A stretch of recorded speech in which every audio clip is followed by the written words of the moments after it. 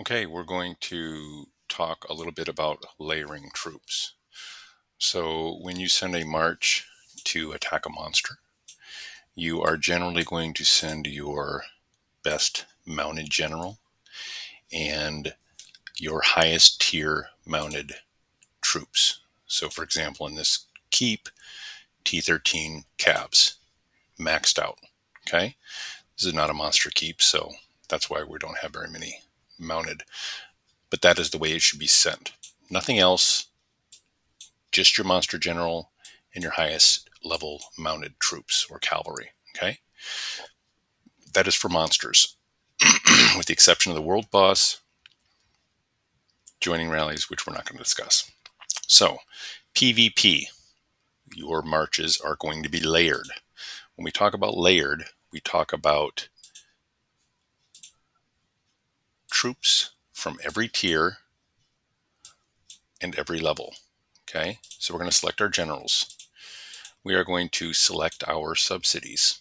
Okay, and then as you see, this particular keep has an 864,000 march. So for this is going to be a ground march. I want about 10% of my total troops to be my highest level tier. Okay. From here, every troop of every layer is going to be represented, and they will be smaller amounts. So for this small march, we are going to go ahead and say that there's going to be 99 troops in every layer. Okay. So that means every troop type that is not ground is going to be represented. We're going to skip this because we're going to come back to it later. So we're going to fill in all of these tiers with 99 troops. We're going to skip this one because that is my third top layer. So my top troop is T13. So my T13, T12, and T11 ground troops will have more than everything else. Everything else is going to be 99. And although nobody knows game mechanics of Ebony on combat, troop layering makes your attacks and your marches much more stronger, much stronger, allows you to take less wounded.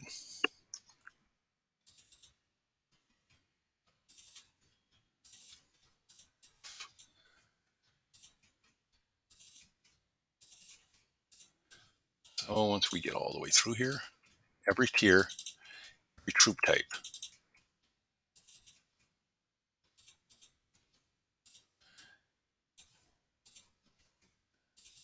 If you're a smaller keep, maybe you're only putting 10 troops in here.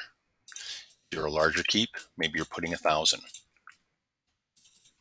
They all have to be represented.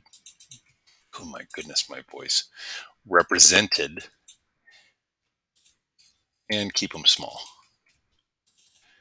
Because remember, we want to put the power in the tiers.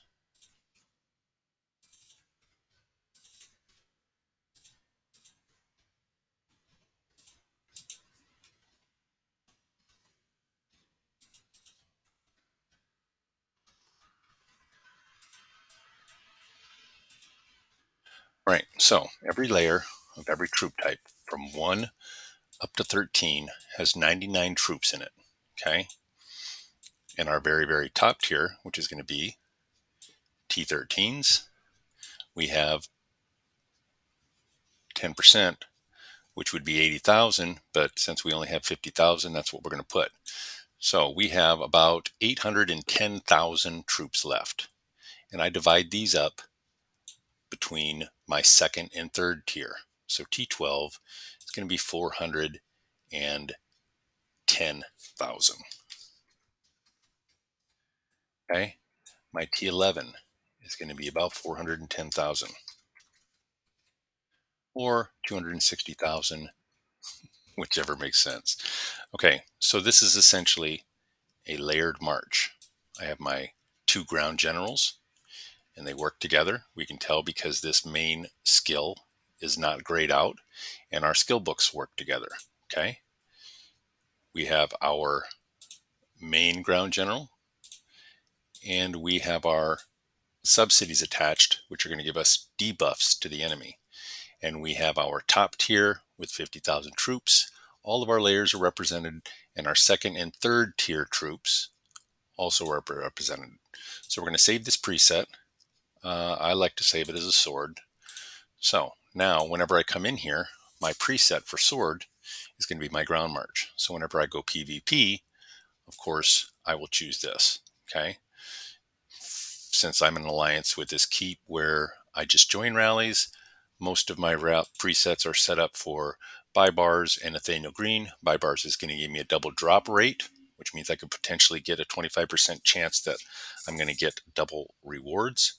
And of course, Nathaniel Green is going to reduce my consumption of stamina, which, if you're joining a bunch of rallies, is going to eat your stamina like crazy. And then, of course, we have one T1 mounted troop, because that's what we join rallies with. And I always choose T1 because they're cheaper to heal. All right, so that's our presets. So our March presets and layers are described above. Top three tiers. Your top tier should be about 10% of your total March, 864,000, so 86,000. Layers all the way down. And then your second and third tiers are going to be split between the rest of your marches. Layering is a little bit of art and a little bit of science. Not every march works well for every player, depending on what your keep is, what troops you have, what your buffs are, debuffs, etc. But generally, this is a good march for me. And a lot of people may put more in their higher level troops, but for me, the only time I do PvP is during Battlefield or SVS. And both of those events are based off of points. Okay. So points meaning I want to attack my opponent and score more points than I give him. Okay. Because you're always going to take wounded. And what this does is T13s or T14s are worth a lot more points than a T12 or a T11.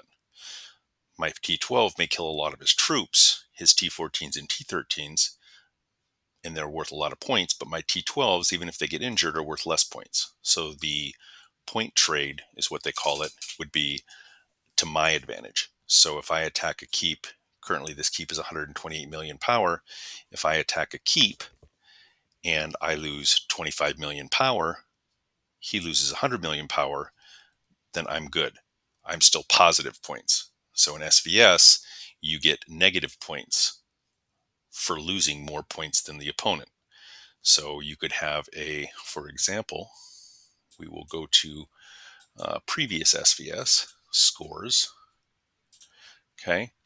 So you have positive points. You see here that Dr. Kevin scored 3,399,000,000 positive points. And then here, he scored 2,045,000,000 negative points.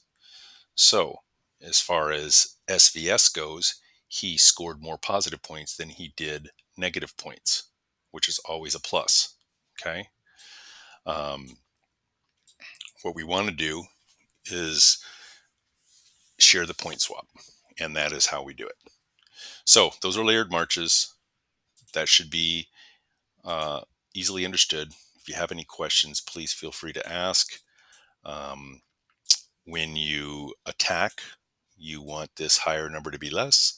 And when you defend or reinforce another keep, you want the higher tiers to be more with less on the lower ones. Okay. But when you're training troops, you don't need to train a bunch of low level troops. So if you see, there's only 99 troops here of these lower levels. So let's say I have a ground march, a range march, a mounted march. Okay. That's 100, 200, 300 smaller level troops that I need to train. I don't need millions. Millions aren't going to do anything for me. So if you train smaller tiers up here or down here and larger tiers where it counts, then I can ghost these troops easier. Okay. I ghost exactly what I need. I ghost this ground march. I ghost my range march, and I go to my mounted march, there are no troops left in my keep. So all of my troops are safe and ready for use, and I don't take any negatives. Somebody can attack me all they want, and they won't hurt me. Now in SVS, these will matter right here. Your resources that you have open: wood, food, stone, and ore. If you open too many of these, when they attack you, they will take these resources. So we always want to keep these at a minimum. We always want to keep food at a minimum or zero, because our troop upkeep in this keep is 2.9 million food per hour. Okay. Well, if I don't have any food up in here, it doesn't cost me anything. Okay.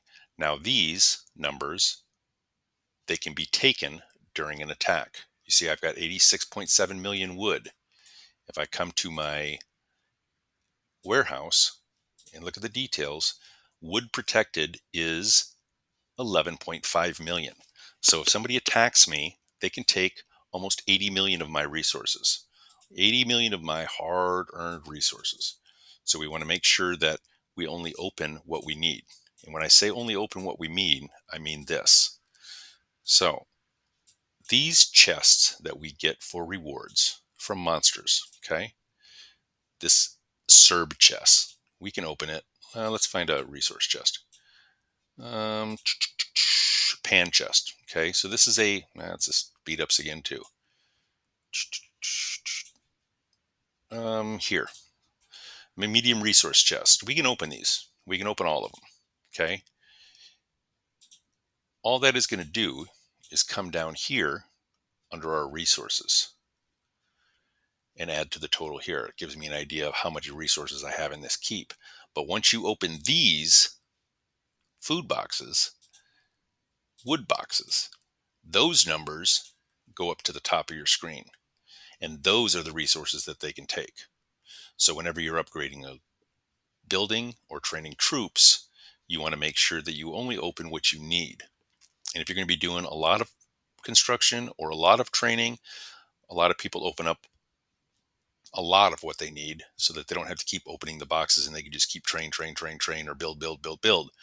But you don't want to open up too much because it's easily accessible for somebody to attack you.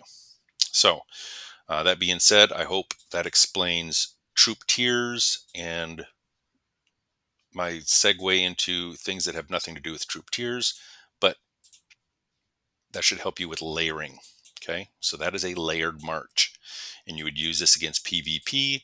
I have come to find that a layered march also works well against Arctic barbarians, even though Arctic barbarians are a little conundrum, because if you scout them, you will notice that, for example, one may have a lot of ground and siege. So on a normal report, that would say I'm going to send a mounted march in there. But a mounted march doesn't necessarily work any better than a range march. But either way, layered troops against barbarians seem to work better, and layered marches are a must against PvP attacks and reinforcements. All right, thank you.